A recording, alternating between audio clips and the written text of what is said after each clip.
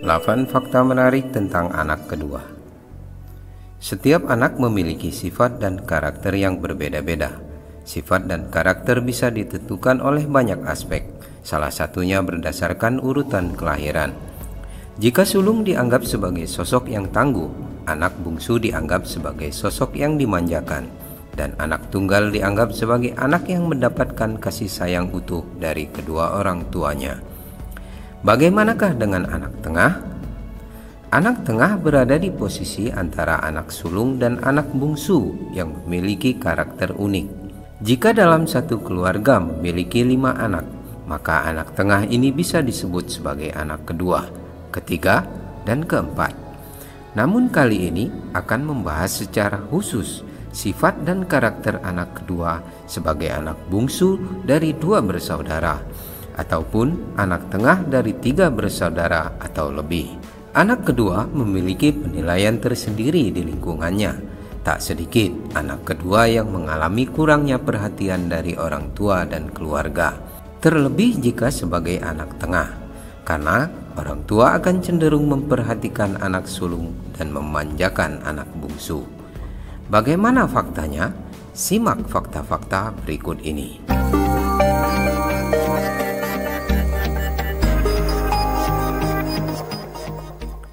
1. Empati yang tinggi. Anak tengah dapat menjadi pendengar yang baik bagi orang-orang di sekelilingnya, terutama bagi sahabat terdekat.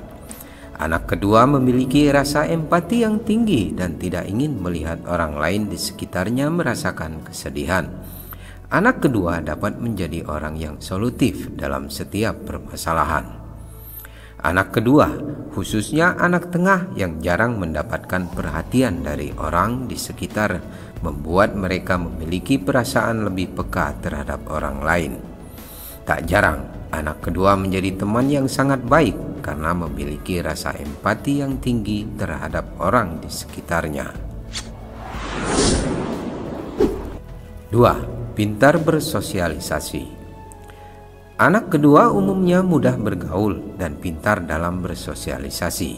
Mereka terbiasa hidup dengan kakak dan adik bagi yang memiliki adik, sehingga kemampuan sosialisasi mereka diasah sejak di dalam lingkup keluarga. Anak kedua memiliki sifat yang fleksibel dan mudah menerima hal-hal baru. Anak kedua senang jika bertemu dengan orang-orang baru.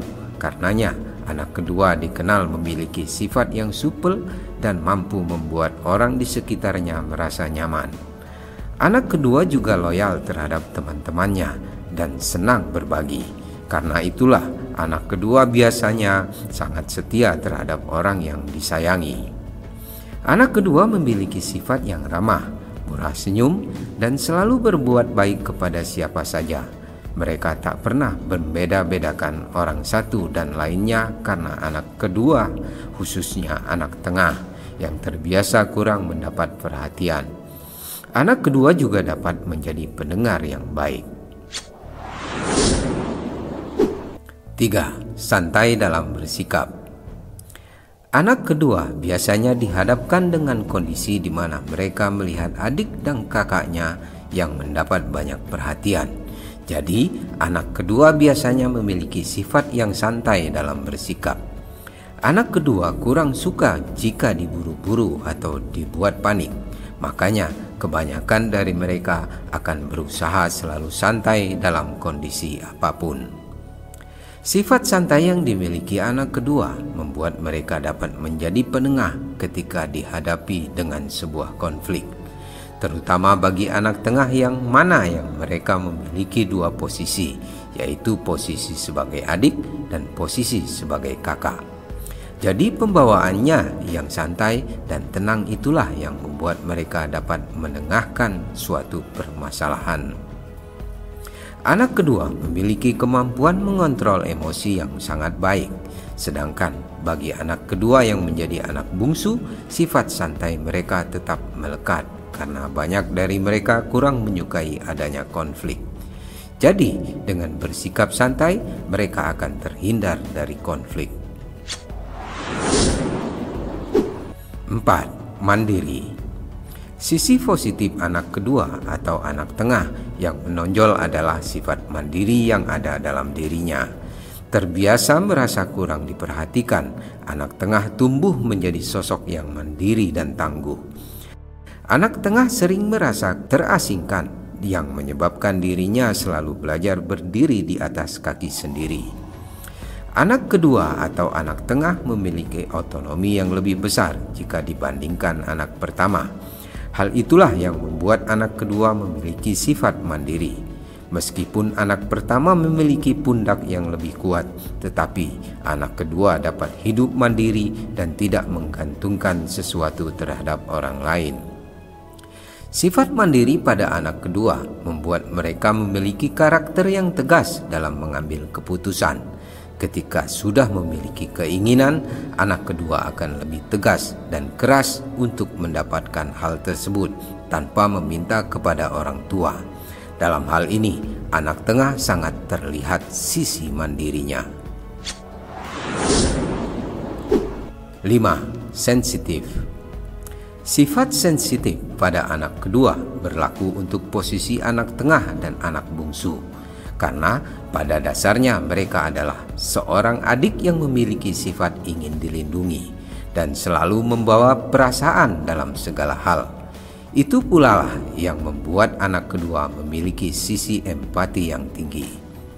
Pada anak kedua dengan posisi anak tengah, sifat sensitif ini muncul ketika mereka dibesarkan dengan kurangnya rasa perhatian. Jika dilihat dari luar, anak kedua takkan memperlihatkan jika mereka sensitif, tetapi hatinya akan merasa teriris ketika mendapatkan perlakuan kurang baik dari orang di sekitarnya, baik itu keluarga maupun teman. 6. Sulit diatur.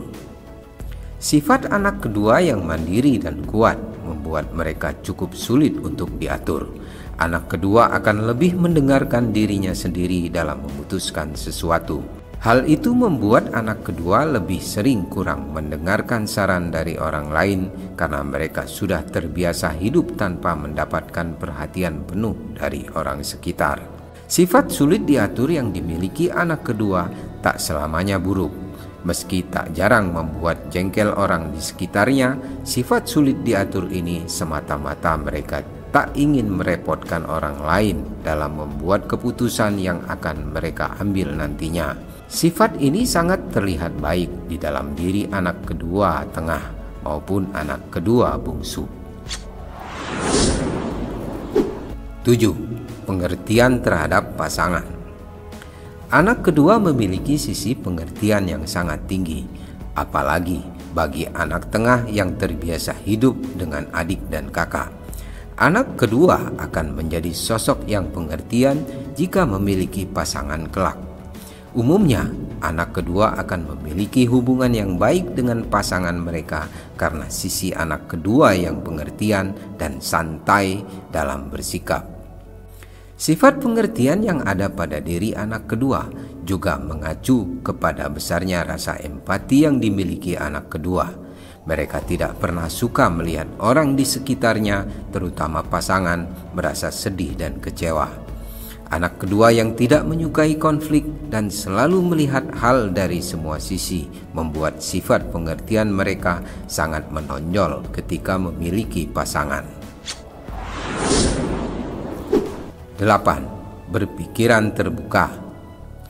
Anak kedua, khususnya anak tengah, seringkali tidak dijadikan sebagai tumpuan harapan bagi orang tua. Hal tersebut membuat anak kedua lebih berpikiran terbuka dan senang mencoba hal baru. Anak kedua akan lebih mudah menerima hal baru tanpa membawa sisi egois. Jadi mereka akan lebih terbuka pikirannya.